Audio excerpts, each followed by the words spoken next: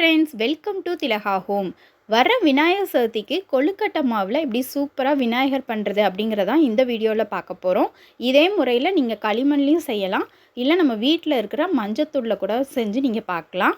நம்ம கையால் சின்ன விநாயகர் அழகாக செஞ்சு பூஜை பண்ணி 3வது நாள் அதை நம்ம கரைச்சோன்னா நம்மளுக்கு அது ரொம்ப சந்தோஷமாக இருக்கும். கண்டிப்பாக ட்ரை பண்ணி பாருங்கள்.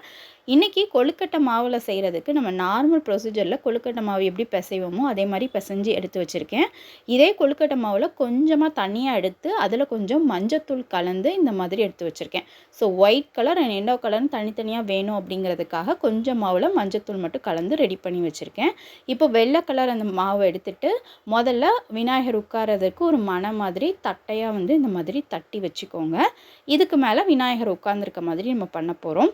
ஃபஸ்ட்டு கால் பண்ணிக்கலாம். ஒரு காலை மடக்கி வச்சு இன்னொரு காலை அதுக்கு மேலே போட்டிருக்க மாதிரி நான் செஞ்சுருக்கேன். நீளமாக அந்த மாதிரி எடுத்து ஒரு காலை இந்த மாதிரி மடக்கி விட்டுட்டு இன்னொரு காலை நீளமாக இந்த மாதிரி செஞ்சிடலாம். அதுக்கப்புறம் நம்மக்கிட்ட வீட்டில் இருக்கிற குண்டூசியோ இல்லை ஊக்கோ எடுத்துட்டு காலில் விரல்கள் இருக்கிற மாதிரி அழகாக அந்த மாவில் போட்டு விட்டோம் அப்படின்னா பார்க்குறதுக்கு ரொம்ப அழகாக இருக்கும். அதுக்கப்புறம் நம்ம மஞ்சள் கலர்ந்த மாவு வச்சுருக்கோம்ல, அதுலேருந்து சின்னதாக ஒன்று இந்த சைஸுக்கு எடுத்துகிட்டு நம்ம காலில் அந்த நகை போட்டிருக்க மாதிரி செய்ய போகிறோம்.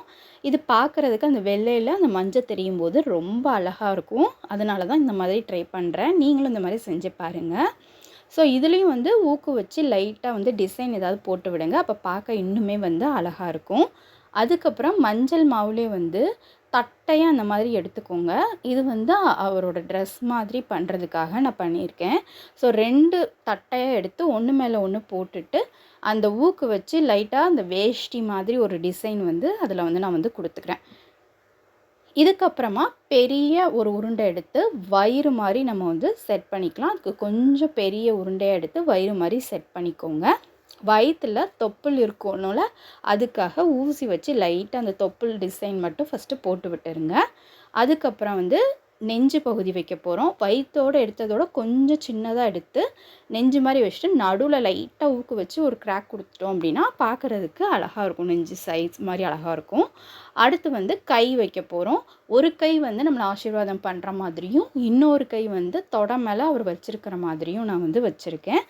நம்ம காலுக்கு செஞ்ச அதே மாதிரி அந்த ஊக்கு வச்சு விரல்கள் இருக்கிற மாதிரி கை செஞ்சுட்டு நம்ம பிசைஞ்சு வச்சுருக்க அந்த மஞ்சள் கலர் மாவு இருக்கு இல்லையா, அதை யூஸ் பண்ணி நகை இருக்கிற மாதிரி போட்டு விட்டுக்கிறேன்.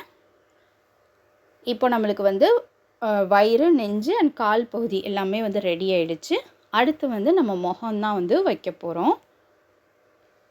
ஸோ இந்த மாதிரி ரெண்டு கையோட இந்த ஆம் பக்கம் 2 பக்கமும் இந்த மாதிரி எல்லோ கலர் வச்சு அதுக்கு ஒரு டிசைன் கொடுத்து விட்டுக்கோங்க.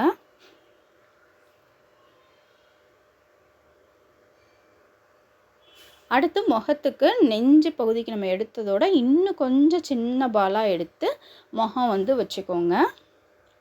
முகம் வச்சோடனே அதில் கண் இருக்கிறதுக்கான ஒரு மார்க் மட்டும் பண்ணிக்கோங்க. நம்ம கண்ணுக்கு கடுகு இல்லை மிளகு ஏதாவது ஒன்று இல்லைன்னா எள்ளு கூட நீங்கள் வைக்கலாம். ஸோ அந்த பகுதியை மார்க் மட்டும் பண்ணி வச்சுக்கோங்க. அதுக்கப்புறம் நம்ம காது வச்சுக்கலாம். காதுக்கு வெள்ளை மாவில் சின்னதாக தட்டை சைஸ்க்கு எடுத்து, ஏன்னா அவருக்கு யானை காதுகள் மாதிரி இருக்கும்ல, அந்த மாதிரி செட் பண்ணிக்கலாம். அடுத்து தும்பிக்கைக்கு நம்ம கால் கைக்கெலாம் எடுத்தோம்னா நீளமாக அந்த மாதிரி நீளமாக எடுத்துகிட்டு இந்த மாதிரி தும்பிக்கை மாதிரி வச்சுட்டு அந்த தும்பிக்கையில் ஒரு சின்ன லட்டு இருக்கிற மாதிரி வச்சுக்கோங்க. அப்புறம் அந்த ஊக்கு வச்சு அந்த தும்பிக்கைக்கும் லைட்டாக டிசைன் பண்ணிக்கோங்க. இப்போ அடுத்து ஃபைனலாக நம்ம கிரீடம் தான் பண்ண போகிறோம். அது நம்ம எல்லோ கலரில் பண்ணோம் அப்படின்னா பார்க்க அழகாக இருக்கும். அதனால எல்லோ கலரில் முதல்ல தட்டையாக ஒரு ஷேப் பண்ணிவிட்டு அப்புறம் ஒரு ரவுண்டாக ஒரு ஷேப் பண்ணி மேலே கூம்பு மாதிரி வச்சிங்க அப்படின்னா கிரீடம் பார்க்க அழகாக இருக்கும். அப்புறம் அதை நீங்கள் டெக்கரேட் பண்ணி பூவால் அலங்கரிச்சுக்கோங்க.